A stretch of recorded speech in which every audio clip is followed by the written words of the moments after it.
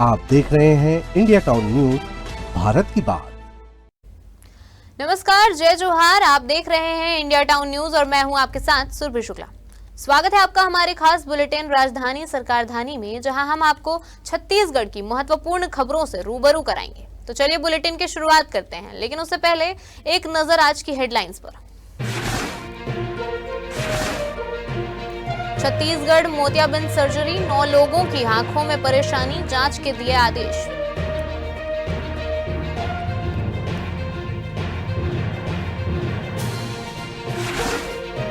करणी सेना ने दी पुलिस को धमकी, राज शेखावत बोले जल्द होगा बड़ा आंदोलन। सूदखोर वीरेंद्र तोमर के समर्थन में करणी सेना। 18 नवंबर को छत्तीसगढ़ विधानसभा का विशेष सत्र, पुराने भवन को दी जाएगी विदाई। 25 वर्षों की संसदीय यात्रा पर होगी चर्चा। धान खरीदी को लेकर बड़ी खबर, टोकन के लिए साय सरकार ने शुरू की शानदार सुविधा, घर बैठे मिलेगी तारीख।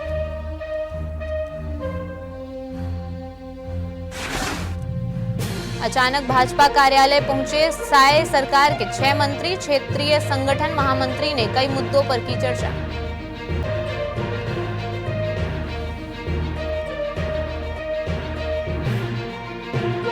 चलिए खबरों की शुरुआत करते हैं राजधानी से। छत्तीसगढ़ के बीजापुर जिले के एक सरकारी अस्पताल में मोतियाबिंद की सर्जरी के बाद जटिलताएं उत्पन्न होने से 9 मरीजों को राजधानी रायपुर के अस्पताल में भर्ती कराया गया। अधिकारियों ने बताया कि इस घटना के बाद स्वास्थ्य विभाग ने मामले की जांच के आदेश दिए हैं।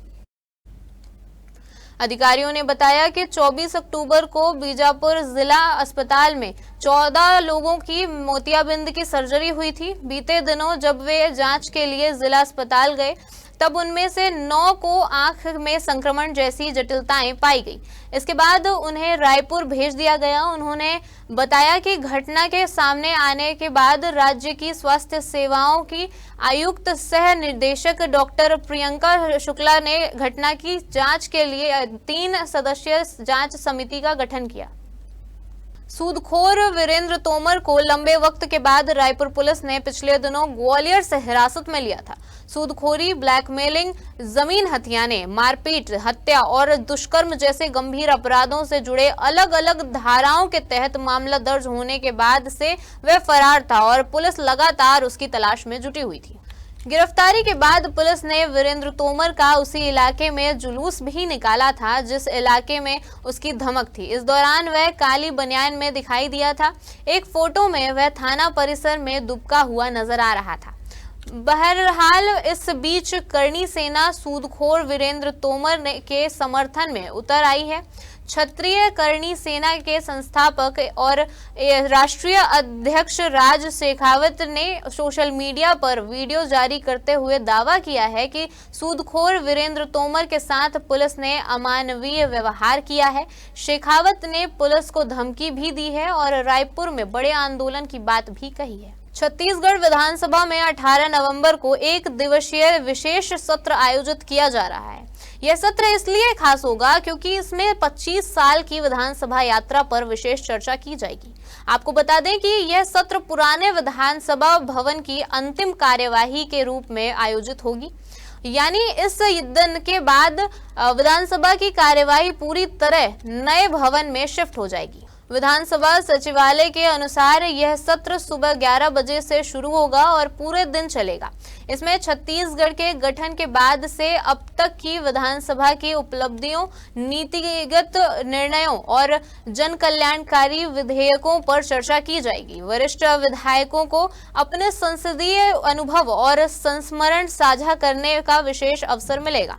किसानों को धान विक्रय के लिए सुगम एवं बेहतर व्यवस्था प्रदान किए जाने के लिए खाद्य नागरिक आपूर्ति और उपभोक्ता संरक्षण विभाग द्वारा खरीफ विपणन वर्ष 2025-26 में तुहर टोकन मोबाइल ऐप प्रारंभ किया गया है। इस ऐप के माध्यम से किसानों को घर बैठे धान विक्रय के लिए टोकन की व्यवस्था उपलब्ध होगी, जिससे समितियों में लंबी कतारों से मुक्ति मिलेगी। यह mobile app Google play store पर उपलब्ध है। इस ऐप में किसानों को सर्वप्रथम आधार आधारित OTP के माध्यम से पंजीकरण करना होगा।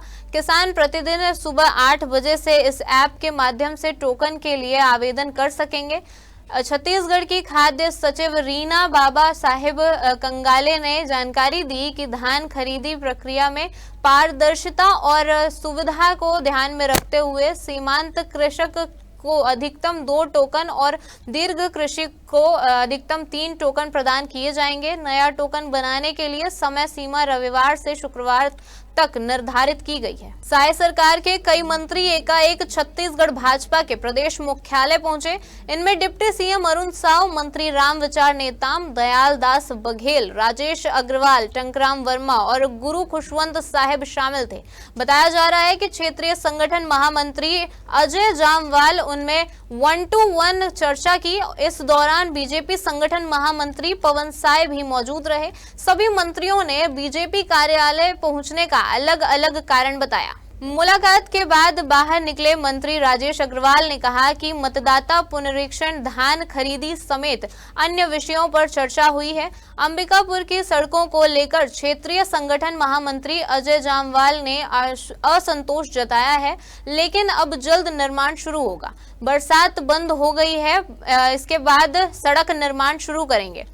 अंबिकापुर के लोगों को जल्द राहत मिलेगी। वहीं मंत्रियों के बीजेपी कार्यालय आने को लेकर प्रदेश महामंत्री यशवंत जैन ने कहा कि प्रदेश में मतदाता पुनरीक्षण का कार्य चल रहा है। 15 नवंबर को भगवान बिरसा मुंडा की जयंती है। इन सभी विषयों को लेकर चर्चा की जा रही है। वक्त हो चुका है एक छोटे से ब्रेक का। बने रहिए इंडिया टाउन न्यूज के साथ। कभी कभी चेहरे का छुपा दर्द दुनिया नहीं देख पाती है। दाग, मुहासे, झाइयाँ सब आपके आत्मविश्वास को कम कर देता है, पर अब नहीं, क्योंकि Rukhsana glow and fair face pack जो दे आपकी स्किन को वो प्यार जो सिर्फ प्रकृति दे सकती है। हर लेयर को साफ करे, हर दाग को करे हल्का और आपकी मुस्कान फिर से लौटाए। Because you deserve to glow naturally. Rukhsana herbal beauty product Amazon, Meesho और फ्लिपकार्ट में भी उपलब्ध। अमीन मोटर्स उड़ान ई-रिक्शा छत्तीसगढ़ का नंबर 1 ई-रिक्शा शोरूम, जहां आपको सभी प्रकार के ई-रिक्शा के वैरायटीज उपलब्ध मिलेंगे।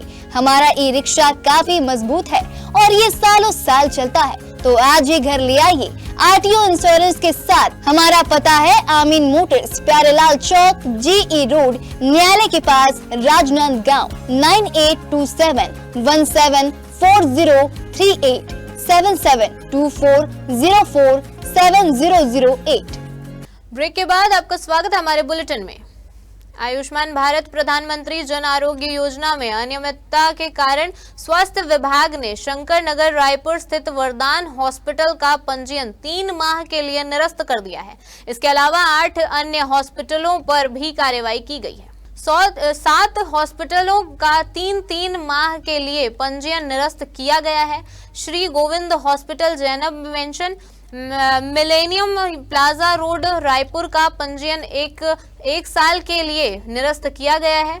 यह कार्रवाई मुख्य जिला चिकित्सा अधिकारी की रिपोर्ट के आधार पर की गई है।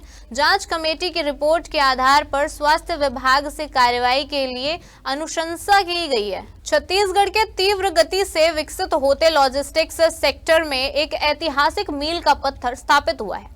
छत्तीसगढ़ से अब तक का सबसे बड़ा कुल 12,000 मीट्रिक टन कॉपर कंसंट्रेट निर्यात कंसाइनमेंट नवा रायपुर स्थित मल्टी मॉडल लॉजिस्टिक्स पार्क से चीन के लिए रवाना किया गया। इस श्रृंखला की पहली खेप 2,200 मीट्रिक टन की रही, जो 11 नवंबर को विशाखापट्टनम पोर्ट के लिए भेजी गई, जहां से इसे आगे अंतर्राष्ट्रीय बाजारों में भेजा जाएगा। मुख्यमंत्री विष्णुदेव साय ने कहा कि नवा Raipur multi modal logistic park से राज्य के सबसे बड़े कॉपर कंसंट्रेट निर्यात का शुभारंभ छत्तीसगढ़ की ऐतिहासिक उपलब्धि है। ये कदम इस दिशा में हमारी प्रतिबद्धता को दर्शाता है कि छत्तीसगढ़ को हम लॉजिस्टिक्स और औद्योगिक शक्ति के रूप में विकसित करेंगे।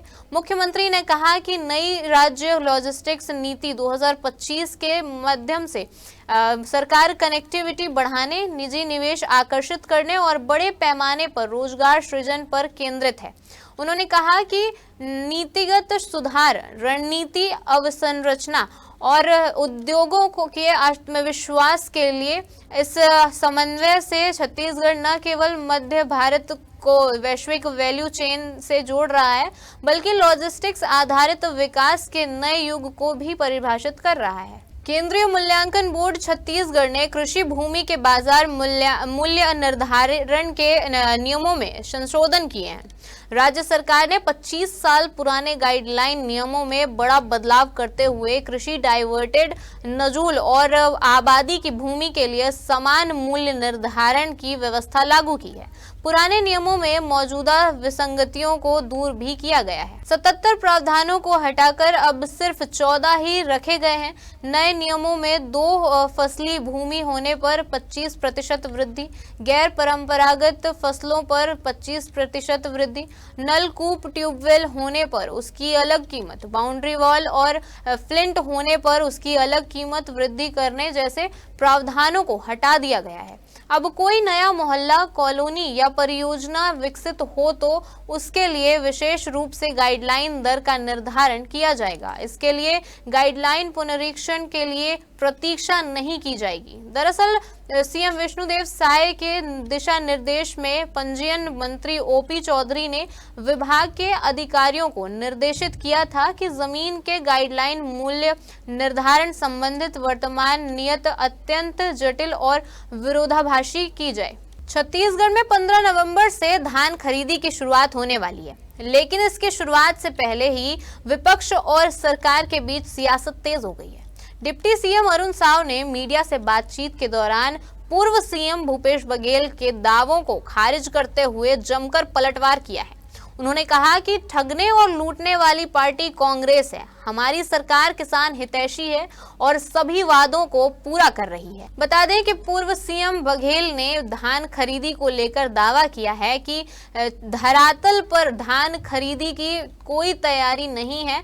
इधर एग्री स्टैक पोर्टल में पंजीयन की दिक्कतों से पंजीयन के लिए 7 लाख किसान परेशान हैं। पंजीयन के लक्ष्य से ही समझ आ रहा है कि सरकार ही नहीं चाहती कि पूरे किसान धान बेचें, इसीलिए पेचीदगियां पैदा की गई हैं। मुख्यमंत्री विष्णुदेव साय ने जनदर्शन में दूर दूर से मुख्यमंत्री निवास पहुंच रहे लोगों से मुलाकात की और उनकी समस्याओं का त्वरित समाधान भी किया। ऐसा ही वाकया रायपुर में रहने वाली सेरेब्रल पाल्सी की शिकार पूनम के साथ हुआ, जिसे पढ़ाई के लिए विशेष विद्यालय में भर्ती कराने और छात्रवृत्ति प्रदान करने के मुख्यमंत्री ने निर्देश दिए। वहीं दिव्यांग रग्बी खिलाड़ी पिंटू राम साहू को 90,000 रुपए की आर्थिक सहायता प्रदान की गई। जनदर्शन की शुरुआत में ही मुख्यमंत्री ने रायपुर के तेलीबांधा की रहने वाली 11 वर्षीय बिटिया पूनम से भेंट की। बिटिया पूनम की माता ने मुख्यमंत्री साय को बताया कि वह सेरेब्रल पाल्सी से जूझ रही है और बातचीत करने में भी असमर्थ है। उन्होंने बताया कि इस चुनौती के बावजूद पूनम अपने पैरों से बहुत सुंदर चित्र बनाती है। मुख्यमंत्री ने अत्यंत आत्मीयता से पूनम से बात की, साथ ही पूनम की माता को आश्वासन करते हुए कहा कि हम आपके साथ हैं, आपको बिटिया के लिए किसी भी प्रकार की चिंता करने की आवश्यकता नहीं है। इसके साथ ही उन्होंने पूनम की पढ़ाई के लिए विशेष विद्यालय में भर्ती कराने के साथ साथ छात्रवृत्ति प्रदान करने की निर्देश दिए। इसके अलावा जनदर्शन कार्यक्रम में अभनपुर से आए दिव्यांग रग्बी खिलाड़ी पिंटू राम साहू की मांग पर मुख्यमंत्री विष्णुदेव साय ने त्वरित निर्णय लेते हुए 90,000 रुपए का आर्थिक अनुदान स्वीकृत किया। हमारे खास बुलेटिन राजधानी सरकारधानी में फिलहाल इतना ही। देश प्रदेश की तमाम खबरों से अपडेट रहने के लिए बने रहिए इंडिया टाउन न्यूज के साथ। नमस्कार। आप देख रहे हैं इंडिया टाउन न्यूज, भारत की बात।